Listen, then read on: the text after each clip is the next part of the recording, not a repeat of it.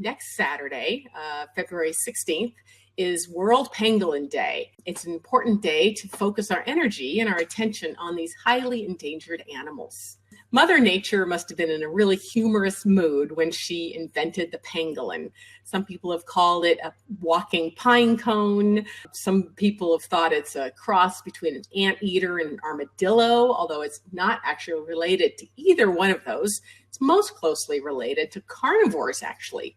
But it does have the same sort of body style and the same lifestyle as anteaters and some armadillos in eating ants and termites. They are the only mammal in the world to truly be completely covered with scales. And these scales are made of keratin, just like our fingernails. And unfortunately, that's one of the reasons that they're highly endangered, is because they are poached from the wild for their scales. And actually over 1 million are thought to have been poached in just the last decade alone. There are 8 species in the world, 4 in Africa and 4 in Asia. And they differ a bit by size and color and habits.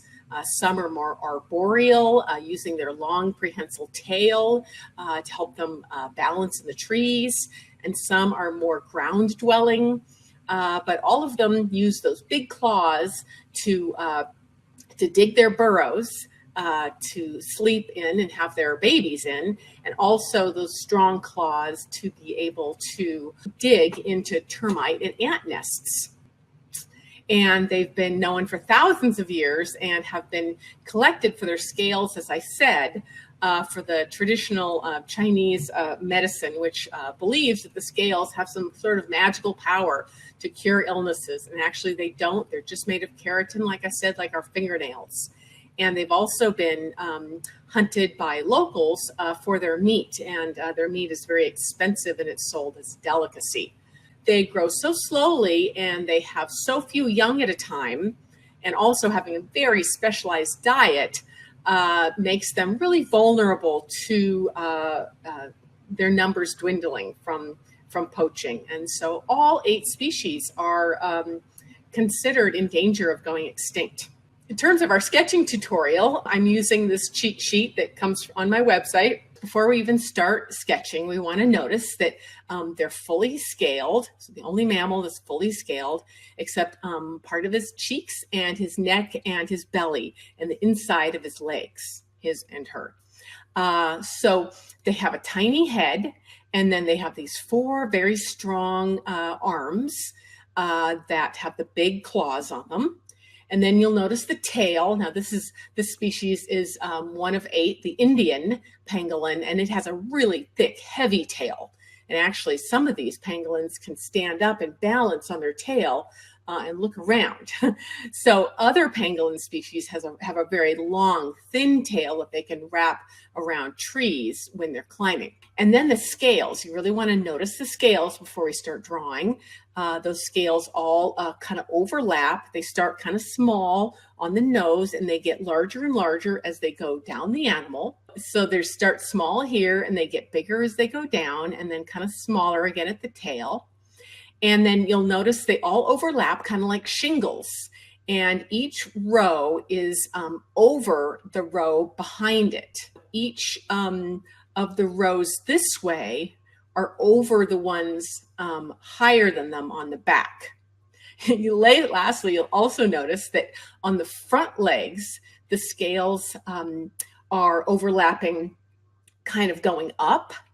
And then on the back leg, they're overlapping, kind of going down, like you would see the arrangement of the shingles on a roof. And then they have these big, strong claws that they use to dig. So first I'm going to look at the shape of the whole animal.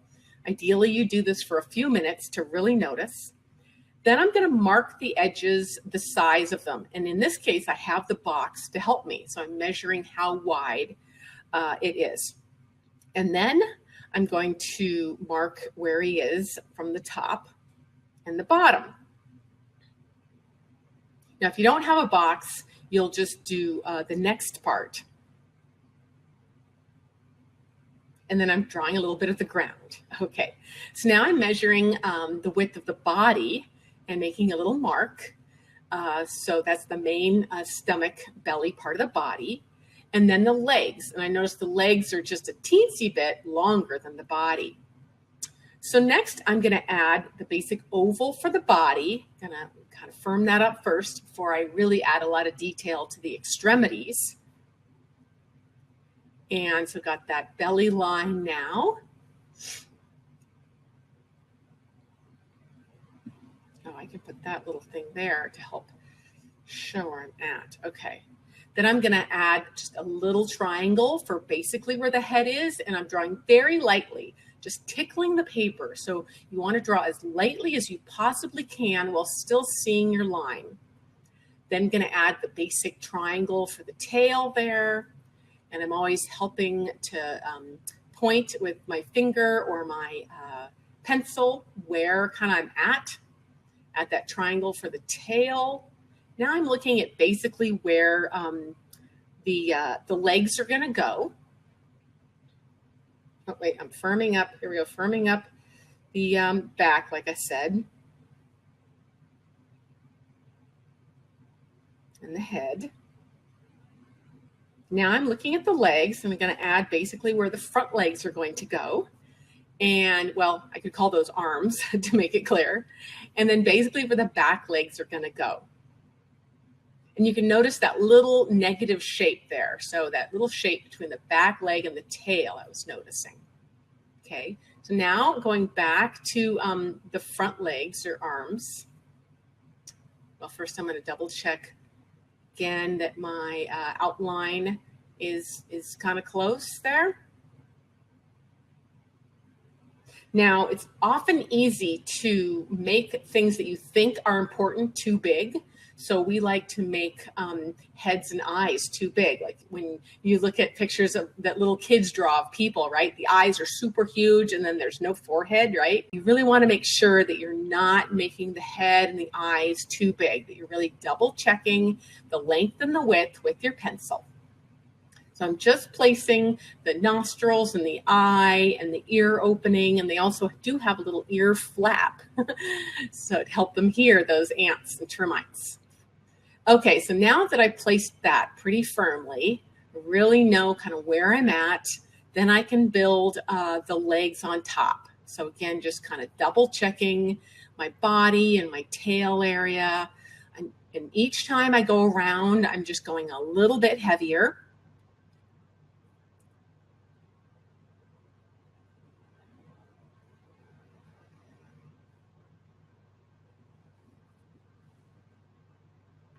And again, measuring the length and the width of the tail, that little triangle of the tail that really actually looks a lot like a pine cone, doesn't it?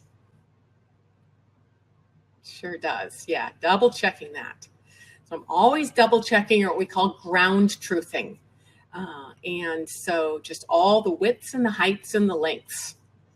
And you can do this with a living animal too. You would just be holding your pencil out at that animal and then looking down at your paper.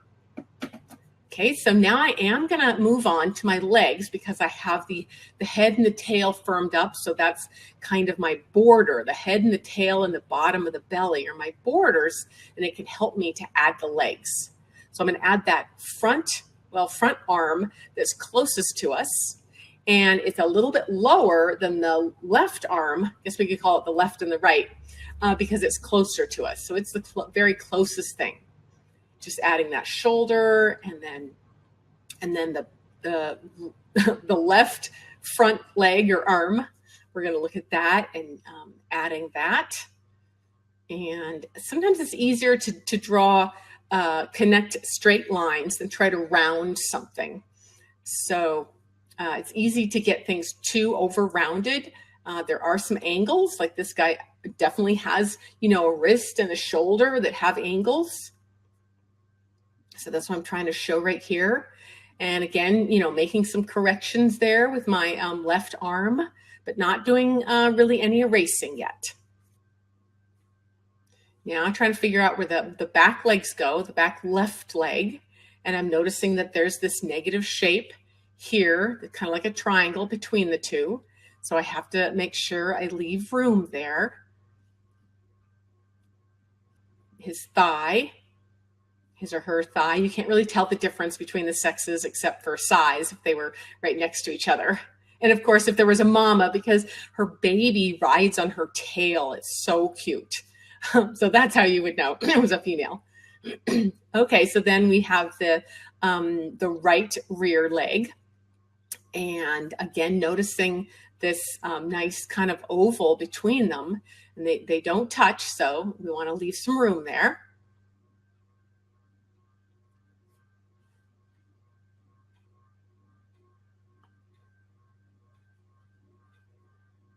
And again, noticing that we want to leave some room between the back sort of ankle and the end of the tail. So I often really use that concept of negative shapes.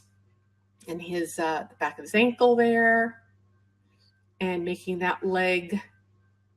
So now I'm going to look at everything. Since I've got a basic drawing, I'm going to lighten up my first try lines, as they call them sometimes. Fix it a little bit. And you see, I really haven't done any erasing before this. So it's better to get all your lines down and then erase the ones that are less correct than try to draw and erase and draw and erase. Because it's easier to see your correct line if your incorrect line is still there.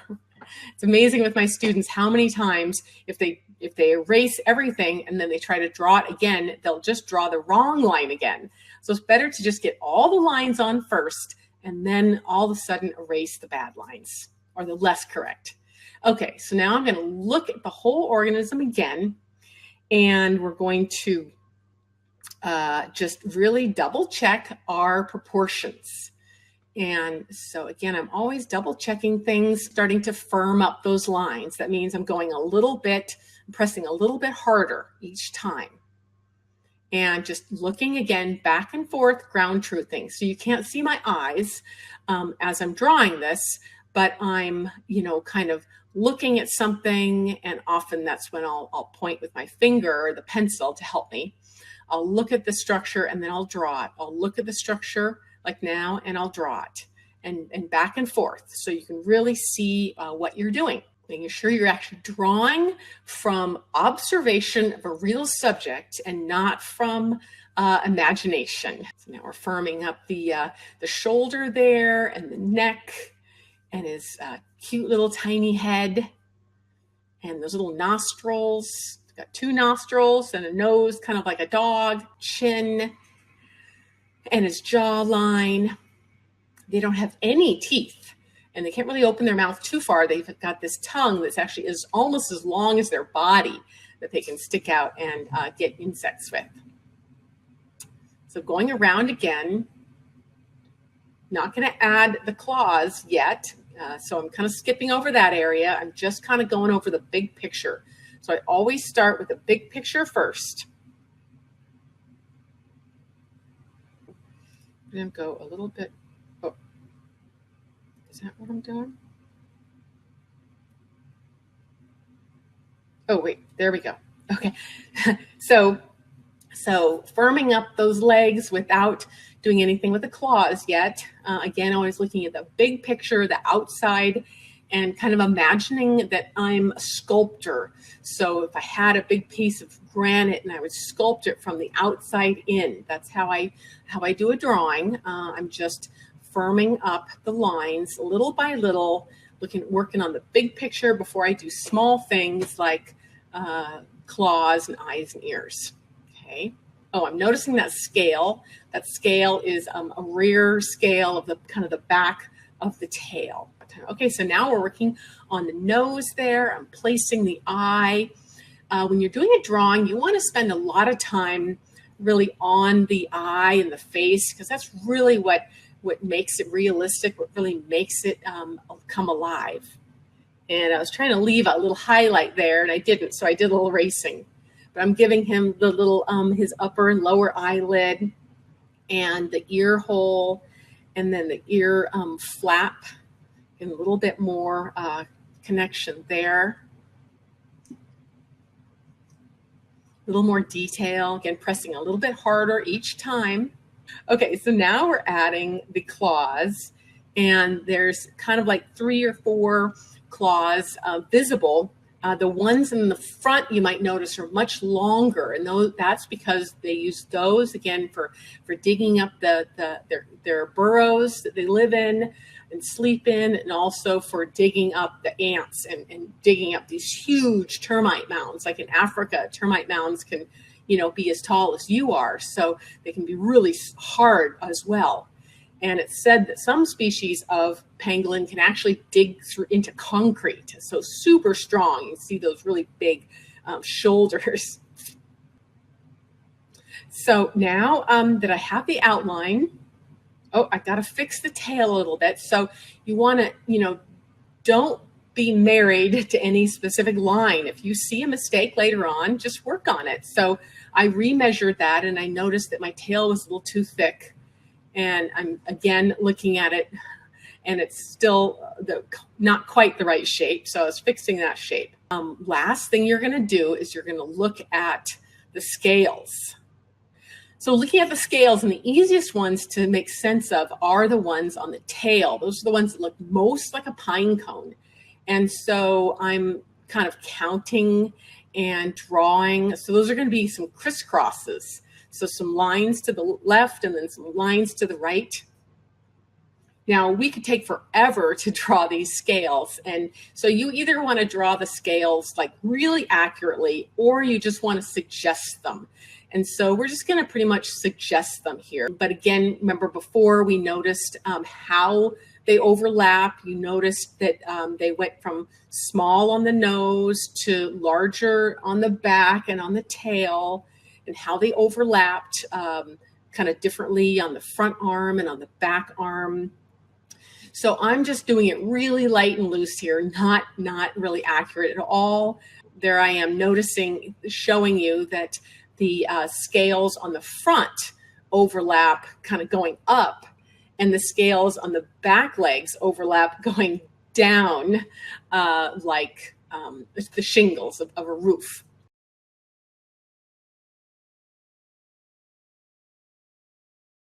Of course, you could spend a lot more time drawing this guy, but we are just adding, a little idea of the scales, noticing that the scales are in these rows like this. So I'm kind of showing those rows. And so again, not a whole lot of detail here, just a little bit. You can appreciate just how detailed these scales are. And actually, each of the 8 species have different size scales and different number of scales from the snout to the tail. And they also are different shapes. So some of them are just kind of rounded like a half moon. Some have some points on them. Some species have keeled scales, as if it's the keel of, a keel of a boat. So they're really going to vary depending on the species. And here you can see I'm noticing that the scales appear narrower as you go around the back of the animal, because they're being foreshortened, right? So they get narrower and narrower as you go up. And lastly, just a little more detail on that cute little face. And I'm just putting some dots on the areas that are the skin that don't have scales. So that's the cheek and the neck and the belly and the upper legs and the inner legs. It's fun to just add a little bit of a tongue. Like I told you, their tongue actually goes all the way back down inside their belly and attaches back here. Kind of interesting, sort of like a woodpecker. It's a way for them to store that really long, tongue, so that they can put it all the way out and get those ants and termites. And it's super sticky too, so it helps to get those guys. So lastly, I'm just firming up these lines, doing a little bit more in terms of being more confident about the line that I really like, and just darkening it up. So I hope you learned something fun with pangolins, and that you were able to make a little sketch of them along with me. Okay, well, take care. Bye-bye.